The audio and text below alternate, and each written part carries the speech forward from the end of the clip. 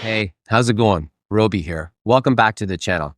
Today, yet again, on wrist, I have the Longines Ultrachron 8024 from 1969.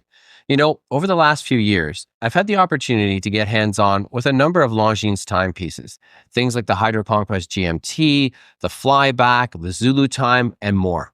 I even had the chance to tour the brand's facilities in Saint-Imier, and you can find a video about that experience here on the channel. My overall impression from all of those things is that not only does Longines make a good watch, but it makes one that is competitively priced.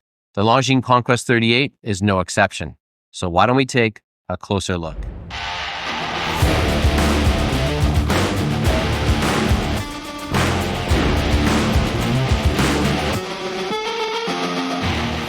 Here, we'll take a peek at 3 of the 5 new colorways: green, blue, and champagne. However, the watch is also available in black and silver iterations. The Conquest collection has been part of the Longines stable since 1954. Over the intervening years, it has evolved from a dress watch, still expressed in the Conquest Heritage line, into the brand's flagship stainless steel sports watch. These latest representations look very much like their larger 41mm brethren, proportionately downsized into the new 38mm case. The watch measures 46.8mm lug to lug and a relatively slender 10.8mm in height as well. Unfortunately, and yes, I can hear the collective groans, the lug width comes in at an oddball 19mm. The case remains a mix of brush and polish, with the shiny bits on the fixed bezel and sides and the brushing across the top of the lugs. As though channeling the HydroConquest, we also have a set of partial crown guards. The display caseback and crown are screwed down, and the watch offers up a solid 100 meters of water resistance. The Conquest comes on an H-link bracelet that shares the same mix of finishing.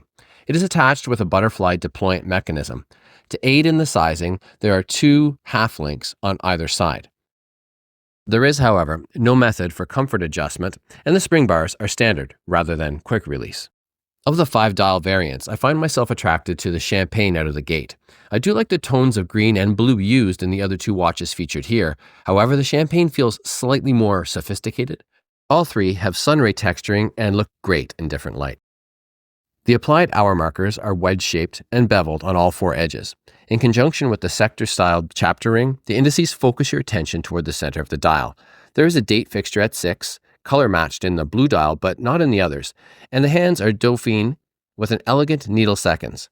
The cardinal indicators have been treated like the hands with superluminova. The other markers are joined by a small square of lume off the tip. The Longines Conquest 38 runs the Calibre L888. This is the same movement used in the 41mm version. It is ETA-based and features 21 joules, a beat rate of 25.2, and a solid 3-day power reserve. It also has an anti-magnetic monocrystalline silicon balance spring. Overall, the Longines Conquest 38 is a tasteful and classic design. While it is definitely a sports watch with capable water resistance and a robust build quality, the timepiece leans toward sophistication in both its case finishing and dial layouts. The issuance of numerals for wedge markers, the sunray texturing, and the choice of a butterfly clasp feel like a move in the direction of elegance. Undoubtedly, the watch is also slender enough to be worn with a cuff. While it would certainly benefit from a comfort adjust system, there is little else to complain about here. The movement is excellent, the price point for a Swiss heritage brand is appealing, and the aesthetic with its seamless blend of vintage and modern cues is timeless. The Longines Conquest 38 retails for $2,075 or 2,800 Canadian. Be sure to let us know what you think in the comment section below, and until next time, thanks for watching.